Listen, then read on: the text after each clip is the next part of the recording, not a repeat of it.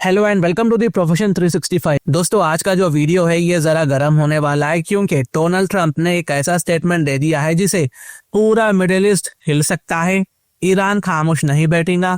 तो हुआ यहाँ पर कुछ ऐसा कि अमेरिका ने ईरान के 3 न्यूक्लियर साइट्स फोर्डो, इस्फहान और नतांज पर एक जबरदस्त स्ट्राइक किया, पूरी दुनिया को पता है।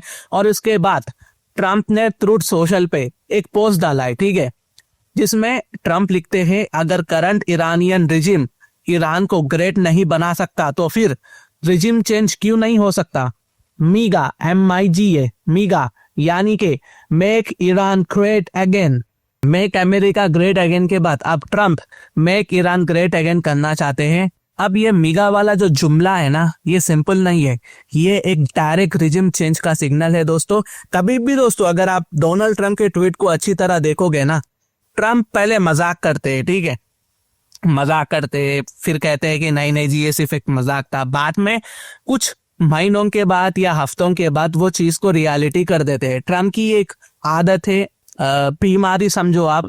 याद रखिए इनका जो मकसद है ना, अब तक ट्रंप एडमिनिस्ट्रेशन ने ओपनली इस बात को नहीं कहा है।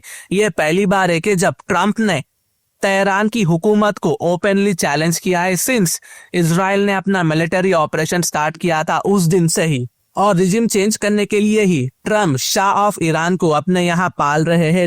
लेकिन आपको एक फर्क बताता हूँ, ठीक है, एक ट्विस्ट देखो यहाँ पर। जब ट्रम्प ये सब बोल रहे थे उसी वक्त उनकी एडमिनिस्ट्रेशन दूसरी बात कर रही थी। ट्रम्प यहाँ पर ईरान की रिजिम चेंज करने की बात कर रहे थे, तो दूसरी तरफ उनकी एडमिनिस्ट्रेशन जैसे वाइस प्रेसिडेंट JD वैंस और डिफेंस सेक्रेटरी पीट हेक्सिथ ने मीडिया के सामने क्लियर कर दिया था कि अमेरिका का गोल रिजिम चेंज नहीं है। पीट हेक्सिथ ने बोला कि अमेरिका का ये जो मिशन है सिर्फ एक प्रिसीजन स्ट्राइक था ईरान के न्यूक्लियर प्रोग्राम को टारगेट करने के लिए। हम ईरान की गवर्नमेंट को या उनकी हुकूमत को गिराने के लिए नहीं कर रहे। भाई ट्रंप एक बात कर रहे हैं, उनकी एडमिनिस्ट्रेशन दूसरी बात कर रही है, दोनों यहाँ पर अलग अलग है। लेकिन एट दी एंड देखो एडमिनिस्ट्रेशन को भी ना डोनाल्ड ट्रंप की बात सुनना पड़ेगा। JD वैंस भी NBC न्यूज को इंटरव्यू देते हैं और वो बोलते हैं कि हम ईरान के साथ वॉर नहीं चाहते, ना ही हम इस कॉन्फ्लिक्ट को और खींचना चाहते हैं, सिर्फ उनका न्यूक्लियर प्रोग्राम खत्म करना है, फिर एक लॉन्ग टर्म सेटलमेंट के लिए बात करना है। तो बेसिकली ये ईरान के न्यूक्लियर प्रोग्राम को टारगेट कर रहे हैं, वेरास ट्रंप रिजिम चेंज को टारगेट कर रहे हैं। तो एक तरफ ट्रंप के ट्वीट्स जो एक एग्रेसिव और पॉलिटिकल सिग्नल भेज रही है और दूसरी तरफ उनकी टीम जो दुनिया को शांत करने की कोशिश कर रही है। अब सवाल ये उठता है कि क्या ये ट्रंप का 2024 स्ट्रैटेजी है या फिर सच में वो ईरान की करंट लीडरशिप को हटाना चाहते हैं। और सबसे बड़ी बात दोस्तों, अगर अमेरिका ओपनली रिजिम चेंज करने की तरफ बढ़ता है तो क्या ईरान चुप बैठेगा? क्या रशिया चाइना यहाँ पर खामोश बैठेंगे? क्या यहाँ पर नॉर्थ कोरिया बेलारूस जैसे देश खामोश बैठेंगे? या फिर अब हमें एक और मिडिल ईस्ट मेल्टडाउन देखने को मिलेगा? ये तो आने वाले वक्त पर ही पता चलेगा। लेकिन दोस्तों ट्रंप साहब फिर से अपना मीगा यानी मेक ईरान ग्रेट अगेन का नाटक लेकर आए हैं। ये इस नाटक को बहुत ज्यादा दिन खींचेंगे। शाह ऑफ ईरान को इसलिए ये पाल रहे हैं, इसलिए ये हड्डी दे रहे हैं ताकि कल को अगर ईरान की गवर्नमेंट बदलती है, गिर जाती है, तो ये उनकी पपेट सरकार वहां बिठा सके। लेकिन एक बात बताओ, क्या ईरान को ट्रंप से सर्टिफिकेट लेना पड़ेगा अपनी ग्रेटनेस का? क्या ईरान को ट्रंप से परमिशन लेना पड़ेगा कि देखिए जी हम ये सब कर रहे हैं? ईरान कोई चॉकलेट है क्या? ईरान वो एक ऐसा देश है जो हजारों सालों से सिविलाइजेशन का मरकज रहा है, ठीक है। साइरस द ग्रेट से लेकर इमाम खोमेनी तक ईरान ने दुनिया को कल्चर, रेजिस्टेंस और डिग्निटी का मतलब सिखाया है।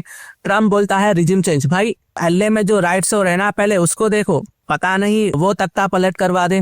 ईरान की लीडरशिप किसी व्हाइट हाउस के ट्वीट से नहीं चलती दोस्तों, यहाँ रहबर आयतुल्ला अली खोमेनी का विजन है। इंडिया और ईरान का रिश्ता सिर्फ ऑयल या चाबहार पोर्ट तक सीमित नहीं है, ठीक है।